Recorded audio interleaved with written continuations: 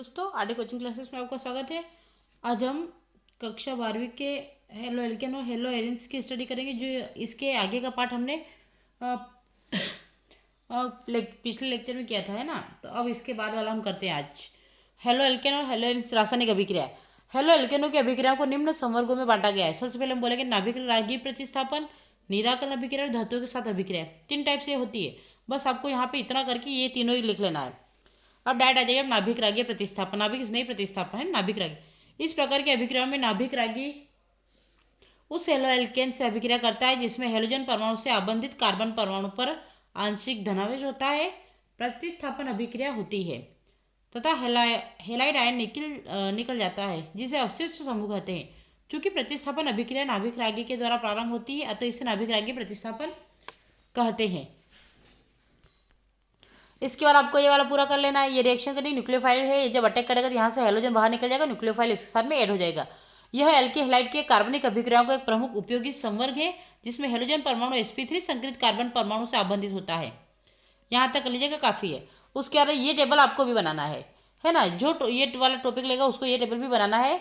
तो आप लोग आप इस टेबल की अच्छे से स्टडी कर लीजिएगा, ठीक है। तो ये टेबल आपको भी बनाना है और जिसको आगे से शुरुआत से करना उसको भी बनाना है। इसके बाद आप ये वाली रिएक्शंस कर लीजिएगा टॉपिक डाल के। क्वेश्चन नहीं लिखना आपको कि निम्नलिखित क्लोरोबेंजीन की निम्न अभिक्रिया समझाए। आपको लिखना है कि क्लोरोबेंजीन की अभिक्रिया निम्न प्रकार से है। क्या लिखोगे? क्लोरोबेंजीन की अभिक्रिया निम्न प्रकार से होगी। सबसे पहले आप हेडिंग डालोगे हेलोजनीकरण। तो क्लोरोबेंजीन की अभिक्रिया क्लोरीन और FeCl3 से होगी। तो आपका इस प्रकार से ये व्यंजन बनेगा क्लोरोबेंजीन, है ना। ये FeCl3 Cl2 होगा, ठीक है। उसके बाद तो ऑर्थोक्लोरोबेंजीन और पैराक्लोरोबेंजीन। फिर नाइट्रिकरण की प्रोसेस बता देना है कि नाइट्रिक अम्ल की उपस्थिति में सांद्र H2SO4 हो तो यहाँ से H2O निकल जाएगा। तो नाइट्रिक या नाइट्रोक्लोरोबेंजीन और पैरा नाइट्रोक्लोरोबेंजीन। फिर सल्फोनीकरण में भी इस प्रकार से ही होगा, तो ये बना दीजिएगा। और फिर आता है आपका एल्केलीकरण, ठीक है। इस टाइप से आप इतना ये भी दे दीजिएगा आपके टॉपिक में। तो आपको ये वाला तो बनाना ही। रिएक्शन क्या लिखा है? क्लोरोबेंजीन की निम्न अभिक्रिया को समीकरण। तो आपको क्लोरोबेंजीन की निम्न से अभिक्रिया बनाइए। तो हेलोजन का ये हो जाएगा। फिर नाइट्रीकरण की रिएक्शन लिख लीजिएगा, सल्फोनीकरण की रिएक्शन हो जाएगी, फिर लास्ट में एल्किलीकरण की। आई होप आपको समझ में आ गया होगा। अब हम बात करते हैं यहाँ से, है ना। तो ये इसके आधा भाग है पीछे का। फिर यहाँ से लिख लीजिएगा साइनाइड तथा नाइट्राइड जैसे समूह में 2 नाभिक रागी केंद्र होते हैं तथा इन्हें उभयदंती नाभिक रागी कहा जाता है, ठीक है। ये कर लीजिएगा। फिर आप स्टार्ट करें यहाँ से। यहाँ से टेबल स्टार्ट करेगा C ट्रिपल बॉन्ड N, फिर ये करके एरो करके, अर्थात कार्बन परमाणु से जुड़ने के परिणामस्वरूप एल्किल साइनाइड तथा नाइट्रोजन परमाणु से जुड़ने के परिणामस्वरूप आइसोसाइनाइड बनता है। अगर सिर्फ नाइट्रो का एल्किल साइनाइड से जुड़ता है तो तथा नाइट्रो परमाणु से जुड़ने पर परिणामस्वरूप आइसोसाइनाइड बनता है। इसी प्रकार से नाइट्राइल आयन भी उभयदंती नाभिक रागी के 2 भिन्न संयोजन केंद्रों द्वारा ON डबल बॉन्ड O है, ठीक है। यहाँ तक आप कर लीजिएगा। फिर आता है इसकी क्रियाविधि, बाकी सब छोड़ दीजिएगा। क्रियाविधि में अभिक्रिया 2 विभिन्न अभिक्रियाओं द्वारा संपन्न होती है जिनका वर्णन नीचे दिया गया है। पहला आता है द्विअणुक नाभिक रागी प्रतिस्थापन यानी कि नाभिक स्तरीय प्रतिस्थापन SN2, जिसको मैंने द्विअणुक या एकाणुक नाभिक स्तरीय प्रतिस्थापन का टॉपिक दिया, उसको भी ये वाला करना ही है। तो द्विअणुक नाभिक स्तरीय प्रतिस्थापन SN2 CH3Cl जब क्लोरोफॉर्म की अभिक्रिया या मिथाइल क्लोराइड की अभिक्रिया, जब हाइड्रोक्साइड आयन की अभिक्रिया जिसमें मेथनॉल तथा क्लोराइड आयन बनता है तो द्वितीय कोटि अपवलगिति का अनुसरण करता है। अर्थात अभिक्रिया का वेग दोनों अभिक्रियकों की सांद्रता पर निर्भर करता है। इस अभिक्रिया को आरे के रूप में दर्शाया गया है। तो आप देख लीजिए आर के रूप में चित्र द्वारा दर्शाया गया है। जैसे यहाँ पे देखो OH है आपका, मिथाइल क्लोराइड है, इसकी रिएक्शन करें तो यहाँ पे इंटरमीडिएट बना और डायरेक्ट आपका मेथनॉल बन गया, है ना। और ये क्लोराइड आयन बाहर निकल गया। तो यहाँ तक आपको करना है। फिर आपको इसमें ये अलग अलग चित्र दे रखे समझा कर, तो आपको इतना खाली समझ लेना, इनको करना नहीं है ना। फिर खाली आपको याद रखना सन 1937 ईस्वी में एडवर्ड डेवी हेस एवं सर क्रिस्टोफर इंगोल्ड ने SN2 अभिक्रियाओं की क्रियाविधि दी। यह द्विअणुक नाभिक स्नेही नाभिक रागी प्रतिस्थापन को प्रदर्शित करता है।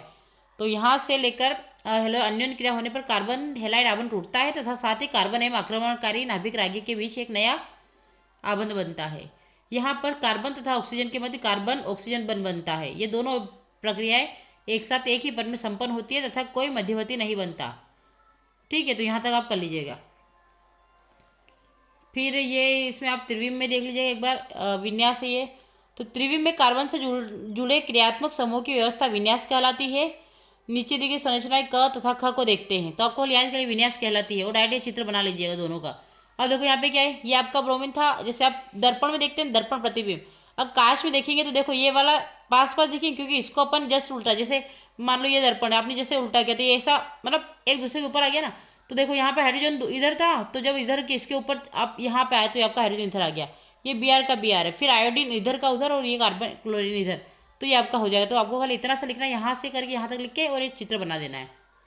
अब फिर बात करते हैं हम सेकेंड वाले ख वाले की। तो आपका ख क्या है, एक आणविक नाभिक रागी प्रतिस्थापन SN2। SN2 अभिक्रिया सामान्यतः ध्रुवीय प्रोटिक विलायकों जैसे जल, अल्कोहल, एसिटिक अम्ल आदि में संपन्न होती है।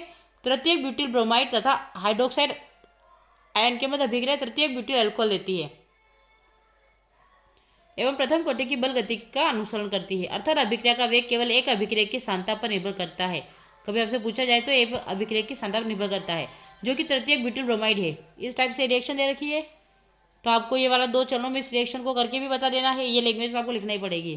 तो चरण फर्स्ट सबसे धीमा तथा उत्क्रमणीय होता है, इसमें CBr आबंध का विदलन होता है, जिसके लिए ऊर्जा प्रोटिक विलायकों में प्रोटॉन द्वारा हेलाइड आयन के विलायक योजन से प्राप्त होती है।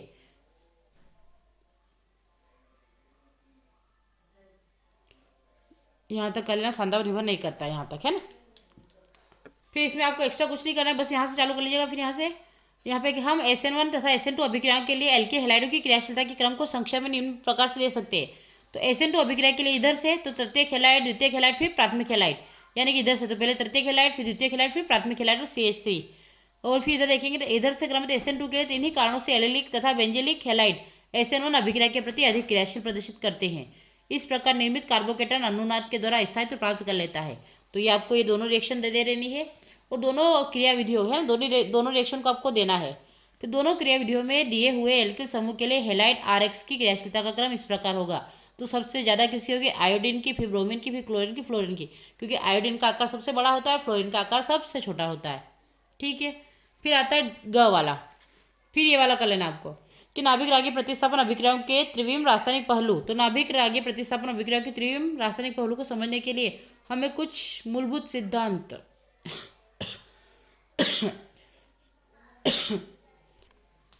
तो आपको यहाँ से ये खाली समझना है, इसमें एक्स्ट्रा कुछ नहीं करना है। तो आप खाली यहाँ पे देख लीजिएगा, रासायनिक पहलू करके छोड़ दीजिएगा। उसके बाद यहाँ से चालू करिएगा आप कि कुछ मूलभूत त्रिविम रासायनिक सिद्धांतों तथा प्रतीकों जैसे ध्रुवण, गुणकता, कार्यलता, धारण, प्रतिलोमन तथा रेसिमीकरण आदि को, ठीक है, आदि यहाँ तक कर लेना बस।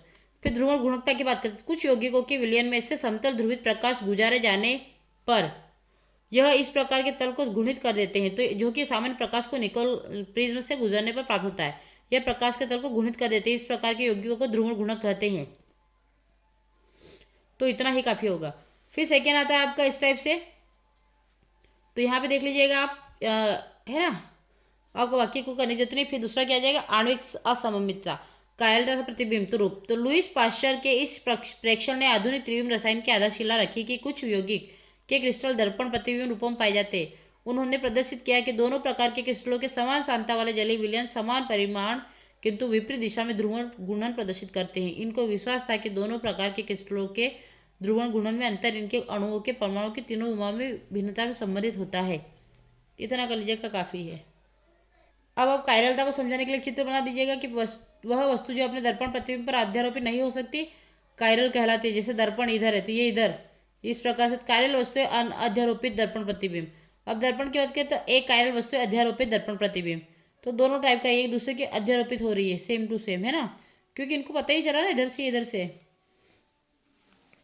तो यहाँ पे फिर आपको यहाँ से करना है कि सममितता तथा असमितता हमारे दैनिक जीवन में काम आने वाली वस्तुओं में भी देखने को मिलती है। गोले, घन, शंकु, ग्लोब आदि सभी के दर्पण प्रतिबिंब उनके समान होते हैं तथा ये दर्पण प्रतिबिंब पर अध्यारोपित किए जा सकते हैं। तथापि बहुत सी वस्तुएं अपने दर्पण प्रतिबिंब पर अध्यारोपित नहीं होती। उदाहरण, आपका दायां हाथ समान दिखाई देता है, लेकिन यदि आप अपने बाएं हाथ को दाहिने हाथ पर उसी समतल पर ले जाते हुए रखें तो दोनों एक दूसरे को ठीक नहीं रखते।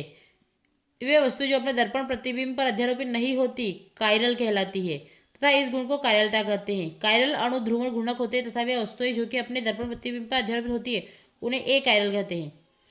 यानी क्या समझ में आया आपको कि जो एक दूसरे के ऊपर अध्यारोपित हो जाएंगे उसे बोलेंगे कायरलता, और जो अध्यारोपित नहीं वो होंगे उन्हें क्या बोलेंगे कायरलता। क्लियर हो गया आपको। अब हम बात करते हैं नेक्स्ट टॉपिक की। अब इसी में हमारा तीसरा पॉइंट आ जाएगा धारण, रिटेंशन।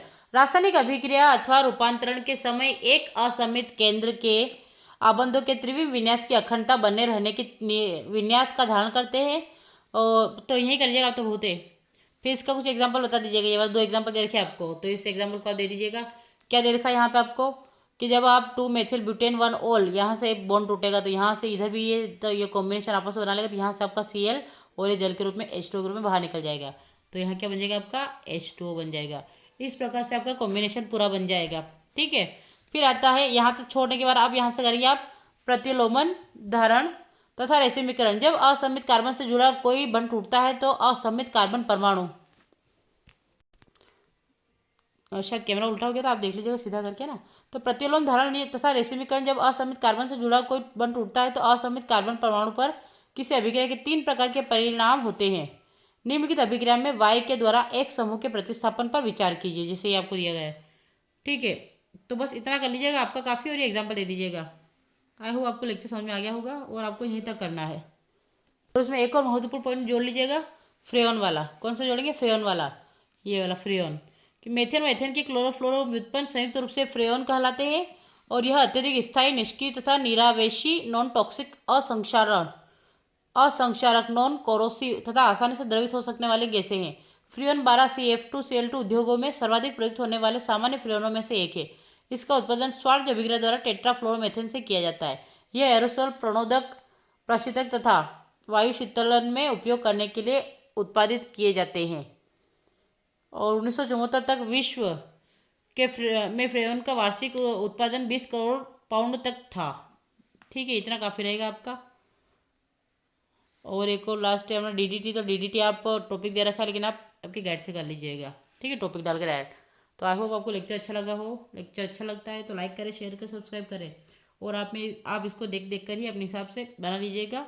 और शायद बीच में लेक्चर कैमरे में कुछ प्रॉब्लम आ गई, उस वजह से आपका लेक्चर उल्टा हो गया था, तो वो भी आप थोड़ा सा अंडरस्टैंड कर लीजिएगा। Thank you for watching.